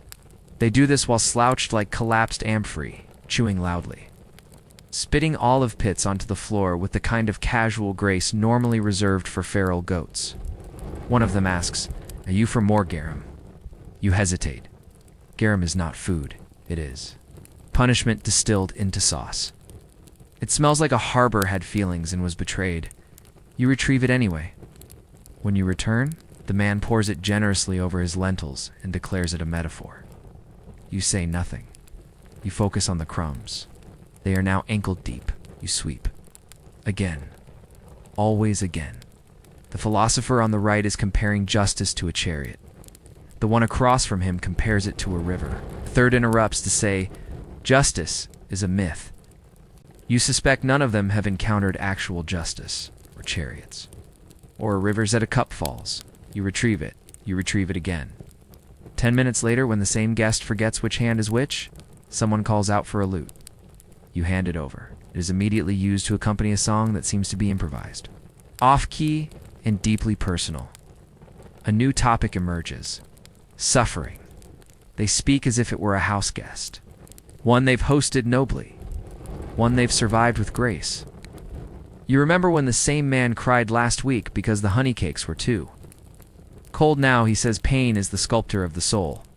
You begin fantasizing about introducing him to a broom. Someone throws a grape, not at anyone, just upward, as if to test gravity. It lands on the floor. You step over it. No one laughs. They're busy debating whether democracy can survive if men prefer figs over duty. You refill cups, you refill them again. You refill them knowing that every drop brings them closer to a volume of speech not supported by human anatomy. They call it dialogue. You call it an avalanche of syllables, falling into your ears like hot sand. You want to sit. You don't. You glance at the empty seat in the corner, the one reserved for an absent friend, a dead relative, or sometimes just a ghost of better company. You think about swapping places. With it, instead, you pour more wine. The oldest guest begins to doze. He murmurs something about moderation and snores like a disgraced satyr. A younger man covers him with a cloak and continues the debate without pause. You admire the efficiency. Another fig falls. You catch it mid-dash air. No, one sees. The catch was perfect. You eat the fig just this once. It tastes like sleep and defiance. The conversation shifts again to the gods, to justice, to whether it is better to be feared or respected. You know the answer. It is. It's better to be invisible. They don't argue with what they forget. The crumbs crunch beneath your feet. You sweep again, because that is your role, to clean beneath those who never notice what they drop. To listen without being heard, to carry the weight of a room full of reclining men while never reclining yourself. It starts, as it always does, with someone tapping their cup. You flinch instinctively.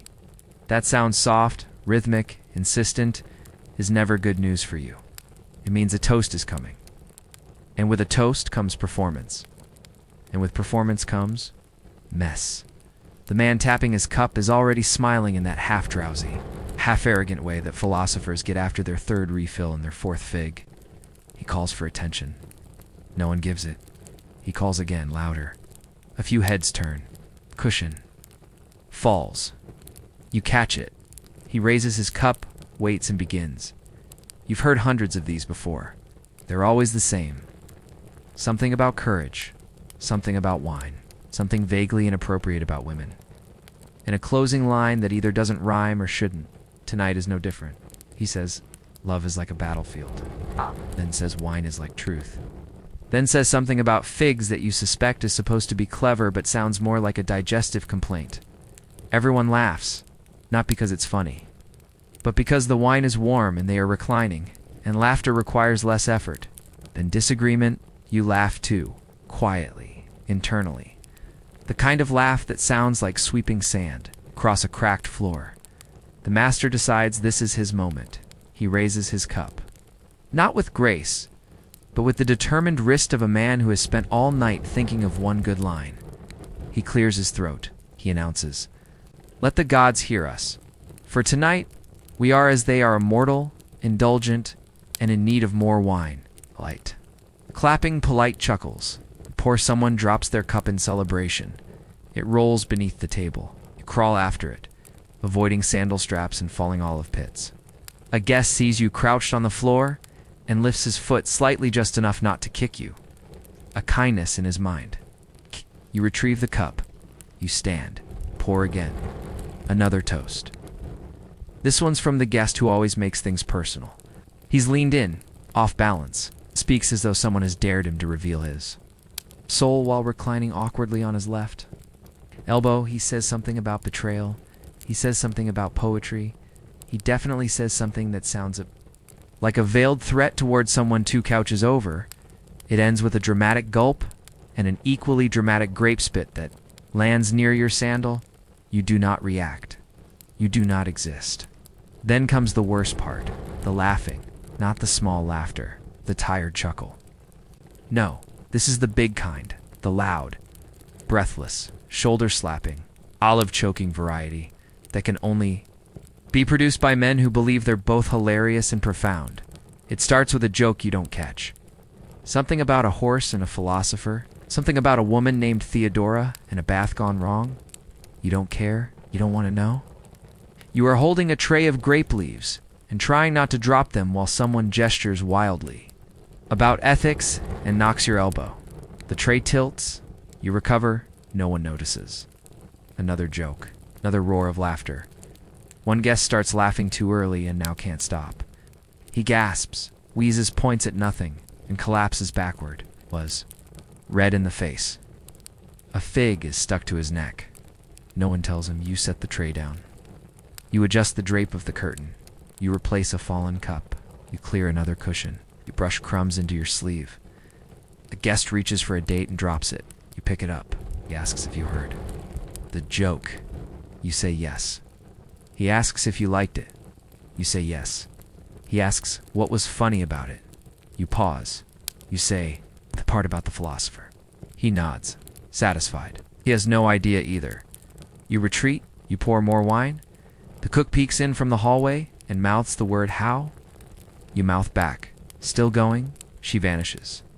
Probably to fake her own death. Another toast. This one begins. Mid-sentence, mid-thought, mid-swallow, you only catch the end. ... And that is why I shall never trust a man who refuses olives. Laughter again.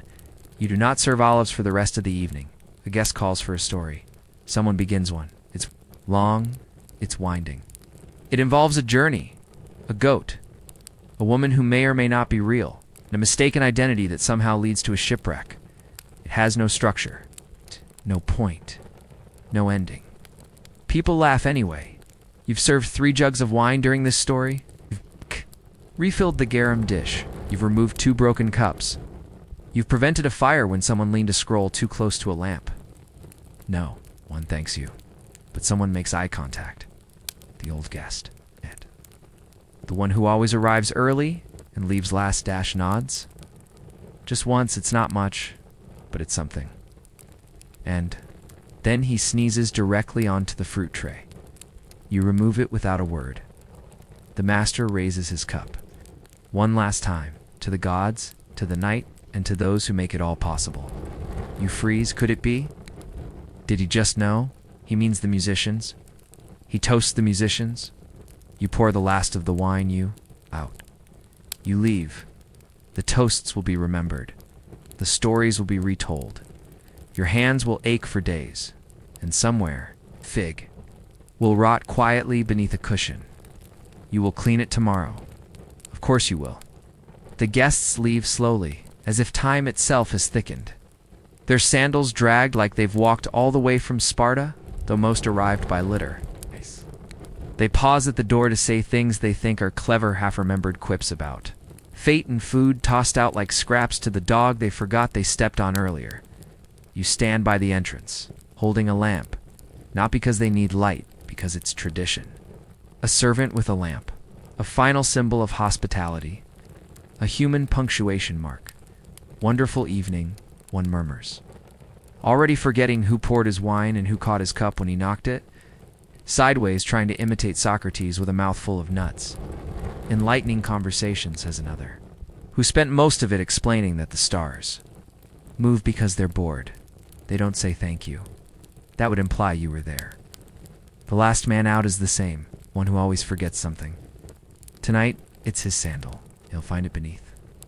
The fruit table, sticky and slightly squashed from someone's poetic enthusiasm. You hold it out. He blinks, confused. Then smiles, takes it, and says, "You're very good at your work." It's not a compliment, it's an observation. The way one might say the bowl didn't crack or the cheese wasn't moldy today, but still, it's the best you'll get. The door closes, and then silence. But not peace. Not yet, because the banquet is over for them. For you, it has only entered its second act. You step into the andron, and the smell hits first. Fermented air, sweat garum, a low, persistent sourness like failed ambition baked into fig rinds and body heat. You breathe through your mouth. Doesn't help. Cushions are scattered like the aftermath of a philosophical pillow war. Crumbs coat the floor like philosophical dandruff. Spilled wine glistens in shallow puddles. Already sticky, already plotting its revenge on your sandals. You begin. The cleaning is slow, ritualistic. First, gather the cushions, fluff them, restack them, then the cups. Stack sort. The chipped ones go in the back. The one with the crack, you'll drink from that tomorrow, not out of thrift, out of inevitability. Next, the crumbs. You'll sweep again. You've been sweeping all night. There are no more metaphors for sweeping. You are the metaphor now.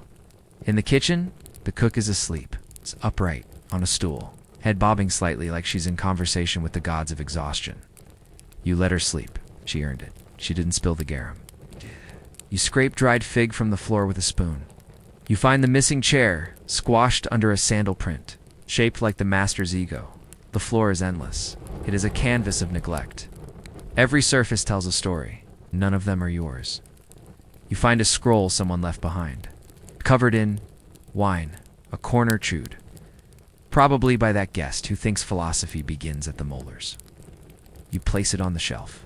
If it's ruined, they'll blame the humidity. You consider sitting briefly. Your legs ache. Your back feels like it's folding. Inward, your shoulders hum with the memory of tray after tray of olives nobody appreciated, but you don't sit. Because if you sit, you might sleep. And if you sleep, something will be left undone. And if something's left undone, someone will blame you. So, you keep moving. You gather the leftover bread. You wrap it for tomorrow. You set aside one piece for yourself. It's not the worst one. It's not the best either. That one was eaten by the man who claimed food was an illusion. You wipe the oil from the floor. You fold the linens. You check the door bolts. You whisper to yourself, not words, but something like breath given shape. A rhythm. A pattern. A small defense against the weight of repetition. The lamps are almost out. One by one. You extinguish them. The room darkens. Slowly. Like the eye of a tired animal closing against the world, you are the last thing to move.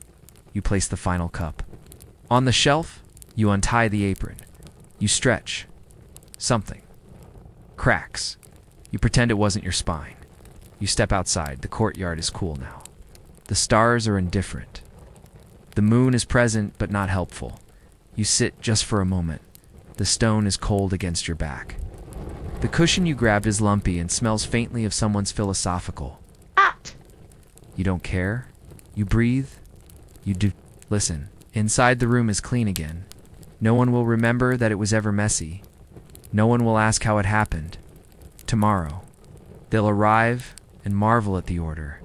They'll say, the place is always so well kept. They'll never say you must be tired. They'll never say thank you.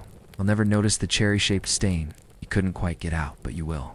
And you'll clean it again tomorrow. There's a ritual after the banquet that no one talks about. It doesn't involve wine, or laughter, or a toast to Apollo under the flickering torchlight. It comes later, quietly. After the guests have stumbled home in their perfumed tunics, heads full of nonsense and mouths sticky with figs, it begins when the house is dark and still, when the embers in the brazier have settled into the shape of tired memories, when the last cushion has been flipped, and the last piece of bread wrapped in cloth that once tried to be clean. It begins with your hand, reaching for something you weren't allowed to touch earlier. Maybe a slice of cheese, a fig, a honeycake, something small, something broken or left behind or declared imperfect by a man reclining on too many pillows. Tonight, it's a half-eaten date. You hesitate. Not because it's spoiled, because it's yours now. Which means you must examine it slowly, thoroughly, like a philosopher questioning reality.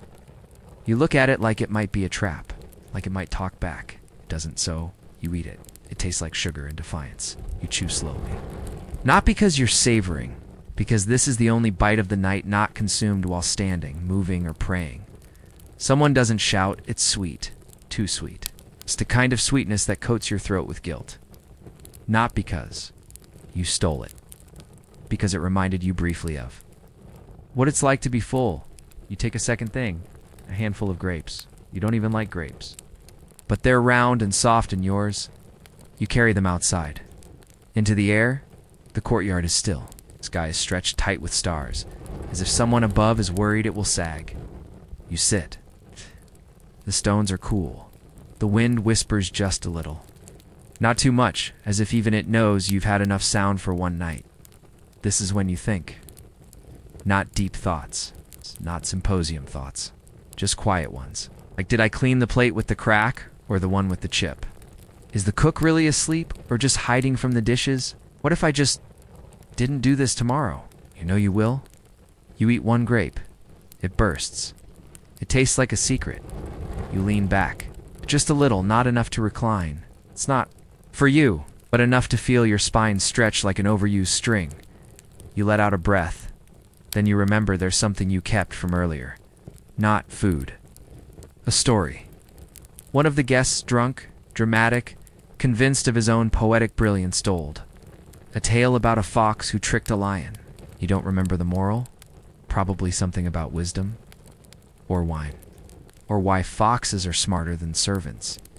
But you remember the moment he told it. His voice rose. His hands gestured wildly, and his cup teetered at the edge of the table like a nervous acrobat. You caught it. You always do. He never noticed. That's what you kept the moment. The hand saved no applause. Just the small, private knowledge that the entire evening didn't collapse because you were fast enough. You think about that a lot. How many disasters you've prevented. How many crises dissolved before they became. Someone's philosophical anecdote. You don't get credit for. That, you barely get bread. But you remember. You keep the memory. Like a coin tucked under a tile. Like a poem scrawled in the margin of a ledger. Sometimes, you share it, not aloud. Just with yourself. On nights like this, when the guests are gone, and the wine has dried, and your legs feel like someone else's bones strapped to yours with rope, and regret. You remember the things no one else saw? The second time you caught a falling tray? The look the cook gave you when you salted the stew? It's just right. The way the fire caught perfectly when you lit it with olive oil and a lie. Those are your rich as no gold. Just moments. You don't need much. You've learned to hold on to small things. The way the door clicks when it closes without a creak. The feeling of dry sandals. A night with no shouting. A night with stars and quiet.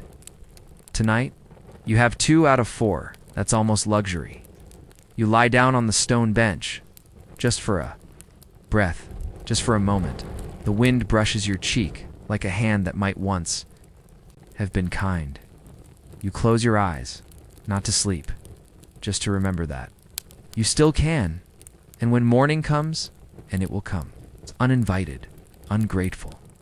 Unrelenting, you will rise. You will tuck the bench back into its corner. You will sweep the same floor again. You will reset the cushions, count the cups, and know. One will ask where the grapes went, but you will know, you will remember. Because tonight, the guests are gone, and what you kept, what was yours, didn't ask permission. It just was. Asterisk, asterisk, asterisk. You've walked a long path tonight, through clay kitchens and broken amphorae, through toasts you never meant to hear, and wine stains that never quite faded, through drawers left half open, and memories you never agreed to carry. You cleaned the floor? You folded the cloth, caught the falling cup, and remembered the name no one else spoke aloud. Poured, you bowed, you vanished, till the lamp was lit for no one but yourself. And now, as the stars blink slowly behind the roofs of Athens, as the embers whisper their last little flickers, you lie there, Not reclining like a guest, but resting, for once, without permission. Thank you for staying all the way until the end. If your eyes are still open, maybe just barely, I hope this quiet company helped you find some peace. And if not, well, perhaps the broom will still be waiting in the corner. There will be another banquet, another floor to sweep, another story to remember when no one else does, and you know it will repeat tomorrow as it always does.